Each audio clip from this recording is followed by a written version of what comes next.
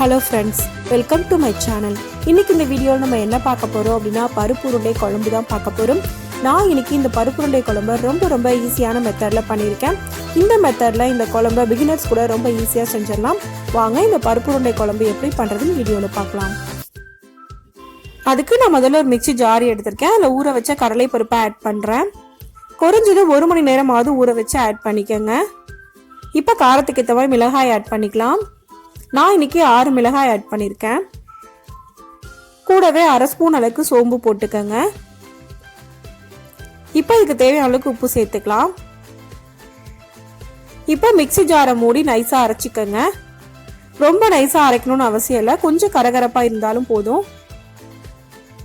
இப்போ அரைச்சாச்சு, இந்த அளவுக்கு அரைச்சா போதும்.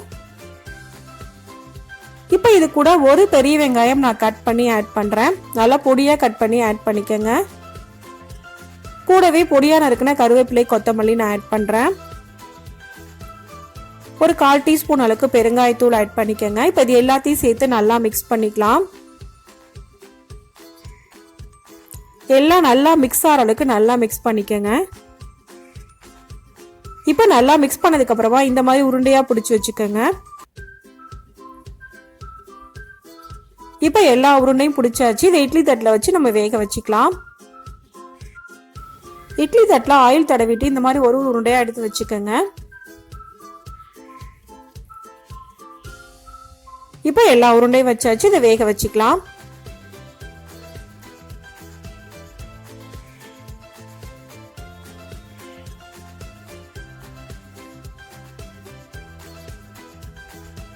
இப்போ இதை இட்லி பாத்திரத்தில் வச்சு மீடியம் ஃப்ளேம்ல 10 to 15 நிமிஷம் போல வேக வச்சு எடுத்துக்கோங்க. இப்போ 10 நிமிஷம் போல வேக வச்சு எடுத்தாச்சு, நல்லா வெந்துருச்சு. இதை எடுத்து தனியாக வச்சிடலாம். அடுத்ததான் நான் ஒரு கடாய் எடுத்திருக்கேன். 3 to 4 ஸ்பூன் அளவுக்கு எண்ணெய் ஊற்றுறேன். எண்ணெய் நல்லா சூடானதுக்கு அப்புறமா 1/2 ஸ்பூன் கடுகு போடுறேன். கடுகு லைட்டாக ஃப்ரை ஆனதுக்கு அப்புறமா 1/2 ஸ்பூன் உளுந்தம்பருப்பு, 1/2 ஸ்பூன் அளவுக்கு ஜீரகம், அதையும் போட்டுக்கோங்க. ஒரு 10 மிளகு போடுறேன். ஒரு 1/4 ஸ்பூன் அளவுக்கு வெந்தயம், அதையும் போட்டுக்கலாம். இப்போ இது எல்லாம் நல்லா ஃப்ரை ஆனதுக்கு அப்புறமா நம்ம வெங்காயம் ஆட் பண்ணிடலாம். நான் இன்னைக்கு 2 பெரிய வெங்காயம் எடுத்திருக்கேன். அதில் சின்ன பீஸா கட் பண்ணி ஆட் பண்றேன்.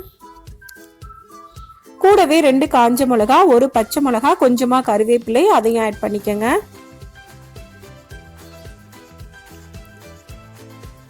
இப்போ இது லைட்டா ஃப்ரை பண்ணிக்கலாம். 2 நிமிஷம் போல ஃப்ரை பண்ணா போதும், ரொம்ப நேரம் ஃப்ரை பண்ண வேண்டிய அவசியம் இல்லை. வெங்காயம் லைட்டா கலர் சேஞ்ச் ஆனதுக்கு அப்புறமா நம்ம தக்காளி ஆட் பண்ணிடலாம்.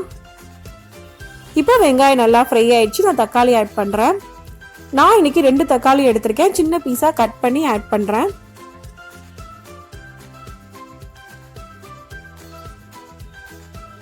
இப்போ இது கூட 1/2 ஸ்பூன் அளவுக்கு மஞ்சள் தூள் போட்டுக்கலாம்.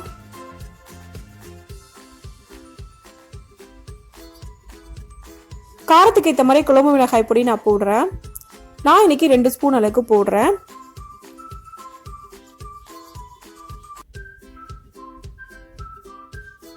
கூடவே 1 ஸ்பூன் அளவுக்கு காஷ்மீரி சில்லி பவுடர் போடுறேன். அது கலருக்காக தான், வேணாம் அப்படின்னா நீங்க அவாய்ட் பண்ணிக்கோங்க.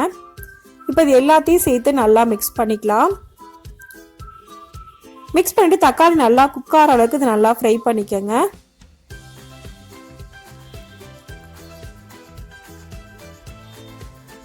இப்போ தக்காளி ஃபுல்லா நல்லா குக் ஆயிடுச்சு. இந்த ஸ்டேஜ்ல கொஞ்சமா தண்ணி ஊற்றி தக்காளி நம்ம இன்னும் நல்லா குக் பண்ணிக்கலாம். தக்காளி நல்லா பேஸ்ட் மாதிரி ஆகணும். நம்ம ஊற்றின ஆயில் ஃபுல்லா செப்பரேட்டா பிரிஞ்சு வரும், அந்த ஸ்டேஜ் வரைக்கும் நல்லா குக் பண்ணிக்கோங்க. இப்போ தக்காளி ஃபுல்லா நல்லா பேஸ்ட் மாதிரி ஆயிடுச்சு. நம்ம ஊற்றின ஆயில் ஃபுல்லா செப்பரேட்டா பிரிஞ்சு வந்துருச்சு. இந்த அளவு குக் பண்ணா போதும். நல்லா ஒரு தடவை மிக்ஸ் பண்ணிக்கோங்க. இப்போ இந்த ஸ்டேஜ்ல ஒரு எலுமிச்சம் பழ அளவுக்கு புளி நான் கரைச்சி எடுத்து வச்சிருக்கேன், அதை இது கூட ஆட் பண்றேன்.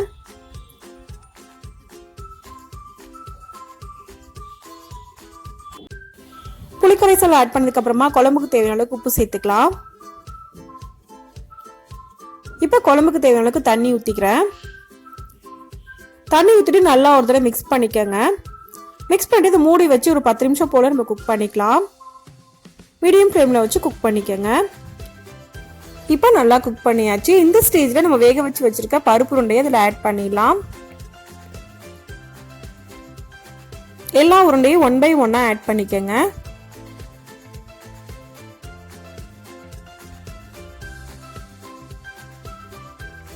இப்போ எல்லா உருண்டையும் போட்டாச்சு.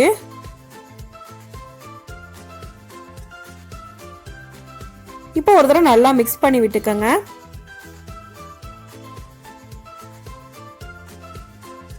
இப்போ இது நல்லா கொதிக்க ஆரம்பிச்சதுக்கு அப்புறமா மூடி வச்சு சிம்ல வச்சு ஒரு 5 நிமிஷம் போல நம்ம குக் பண்ணிக்கலாம். இப்போ 5 நிமிஷம் ஆயிடுச்சு. நான் ஓபன் பண்றேன். குழம்பு ஃபுல்லா நல்லா குக் ஆயிடுச்சு. ஆயில் ஃபுல்லா செப்பரேட்டா பிரிஞ்சு வர ஆரம்பிச்சிருச்சு. இந்த ஸ்டேஜ் வரைக்கும் குக் பண்ணா போதும். இப்போ இது நல்லா ஒரு தடவை மிக்ஸ் பண்ணி விட்டுக்கோங்க. இப்போ குழம்பு ஃபுல்லா நல்லா குக் ஆயிடுச்சு. இந்த ஸ்டேஜ்ல நம்ம அடுப்பை ஆஃப் பண்ணிடலாம். இப்போ நமக்கு ரொம்ப ஈஸியான மெத்தட்ல பருப்பு உருண்டை குழம்பு ரெடி ஆயிடுச்சு. இந்த குழம்பை பிகினர்ஸ் கூட ரொம்ப ஈஸியா செஞ்சிடலாம். இந்த ரெசிபியை இதே மெத்தட்ல நீங்களும் செஞ்சு பாருங்க. இந்த வீடியோ உங்களுக்கு பிடிச்சிருந்தா லைக் பண்ணுங்க, ஷேர் பண்ணுங்க, கமெண்ட் பண்ணுங்க. மறக்காம சேனலை சப்ஸ்கிரைப் பண்ணுங்க. தேங்க்ஸ் ஃபார் வாட்சிங்.